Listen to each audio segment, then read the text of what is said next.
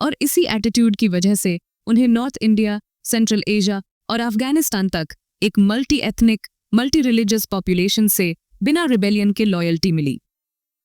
शुरुआत करते हैं कनिष्क से, जो सिर्फ एक राजा नहीं था बल्कि एक विजनरी रिफॉर्मर था, और उसी की वजह से शुरू हुई बौद्ध धर्म की सबसे अहम घटनाओं में से एक चौथी बौद्ध संगीति, फोर्थ बुद्धिस्ट काउंसिल।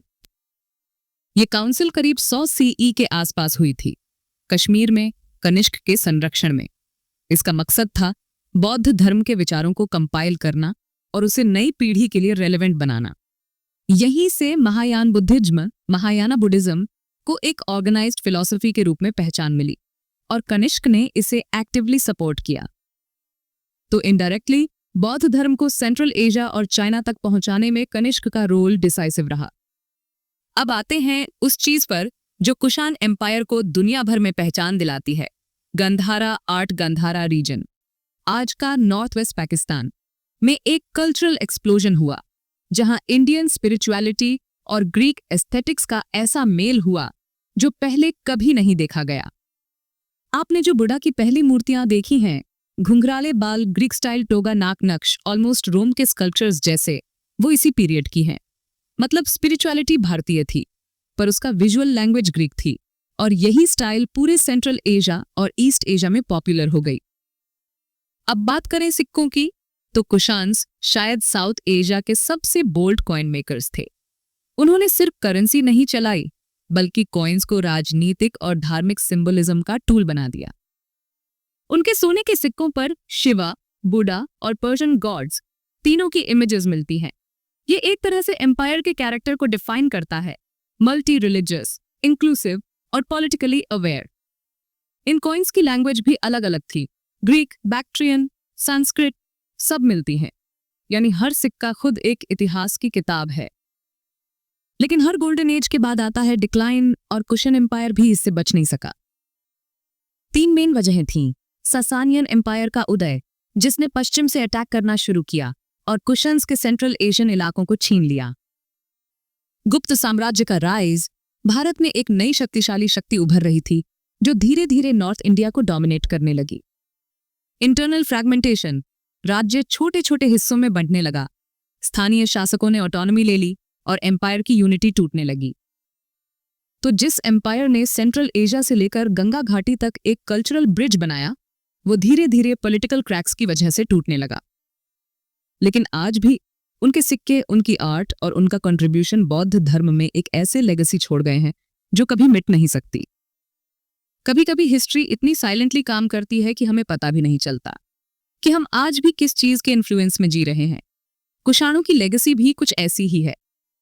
कभी सोचा है, आज भी भारत में जो गवर्नमेंट कैलेंडर चलता है, जिसमें आपकी स्कूल हॉलीडेज मार्क होती है, वो शक संवत है, जिसकी शुरुआत हुई थी कनिष्क के शासनकाल में करीब 1900 साल पहले।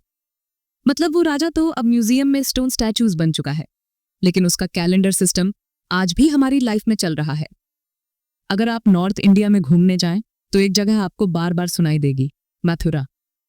सिर्फ कृष्णा जन्मभूमि ही नहीं, ये शहर कभी कुषाण एम्पायर का धार्मिक और आर्टिस्टिक सेंटर था। या फिर चले जाइए टैक्सिला, जो आज पाकिस्तान में है, कभी पूरी एशिया की सबसे एडवांस्ड यूनिवर्सिटीज में से एक हुआ करती थी। या फिर गंधारा, जहां की आर्ट स्टाइल ने बुद्धा की मूर्ति को एक पहचान दी।